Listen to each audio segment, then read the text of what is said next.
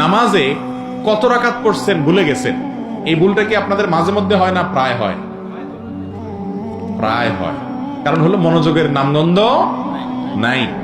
এই জন্য টাকা গুনতে ভুল হয় না, কিন্তু নামাজের রাকাতে অনেক বেশি ভুল হয়। আল্লাহ মাফ করুক। এই আমল নিয়ে কিভাবে আপনি জান্নাতে যাবেন বলেন? 1,00,000 টাকার বান্ডিল গুনে ফেলছেন, ভুল হয় খুব কম, আর মাত্র 2 রাকাত নামাজ পড়তে গিয়ে ভুল। ঠিক না? ঠিক। তো নামাজের মধ্যে যদি ভুল হয়, রাকাত সংখ্যা নিয়ে সন্দেহ হয়, কি করবেন? এটা সমাধান হলো, আপনি প্রথমে চেষ্টা করবেন যে কোনটার দিকে মনের ঝোঁক বেশি সেটা বের করা। যেমন কথার কথা, 4 রাকাত ওয়ালা নামাজ, 3 রাকাত এটা না 4 নম্বর রাকাত, তৃতীয় রাকাত না চতুর্থ রাকাত আপনার সন্দেহ হচ্ছে। আপনি তখন চেষ্টা করবেন মনের ঝোঁক কোন দিকে। যদি না 4 রাকাত হওয়ার সম্ভাবনাই বেশি, মন সেদিকে বেশি টানে, তাহলে 4 রাকাতই ধরবেন।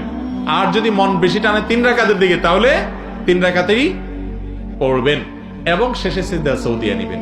আর যদি আপনার মনের কোনো ঝোঁক না থাকে, বরং 50-50, আপনি মাঝখানে দাঁড়ায় থাকেন, কোনো হুঁশদিশ নাই, কয় রাকাত পড়ছেন কোনোই খবর নাই, এরকম যদি বেখবর হয়ে যান, তাহলে সেক্ষেত্রে আপনি কমটা ধরবেন।